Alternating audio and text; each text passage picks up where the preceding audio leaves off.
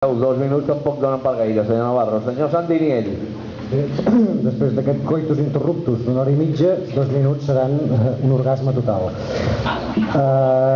Des de Solidaritat Catalana per la Independència el que tenim molt clar és, primer, que el marc polític, no només per la crisi econòmica, sinó també per l'espoli fiscal continuat que pateixen els nostres ciutadans, doncs això afecta i molt la planificació econòmica, però també urbanística i social que es pot fer des de l'administració local, que nosaltres no estem pel canvi, que estem per una transformació potent, no només amb les formes.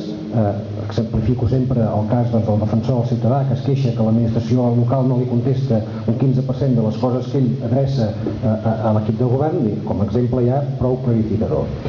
Sí que es constata de les maneres llacunes positives, com la vitalitat que demostra el teixit associatiu, precisament a Santa Eugènia i Can Gibert del Pla, i que la majoria de les queixes de la gent són del que no es fa o del que es fa malament.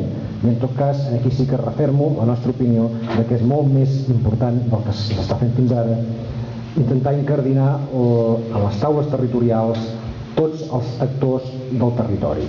Dir també que a Santa Eugènia i a Can Gibert del Pla, des del punt de vista global de la ciutat, són un barri estratègic, no només perquè fa xarnera, amb Salt, amb el Ter, amb la Devesa, sinó perquè té unes potencialitats que d'altres barris no tenen, no només per l'extensió territorial, no només per la quantitat de gent que hi viu, sinó per aquesta pròpia dinàmica que se segueix en el barri. Cal recordar que el pla de barris ha donat l'oportunitat d'una inversió milionària que segurament no es tornarà a donar en cap altre barri de la nostra ciutat fins d'aquí moltíssims anys, i que, tot i així, hi ha una sèrie de mancances que són més, jo no vull dir per la incompetència, però per la deficiència en la gestió de determinats àmbits polítics de la nostra...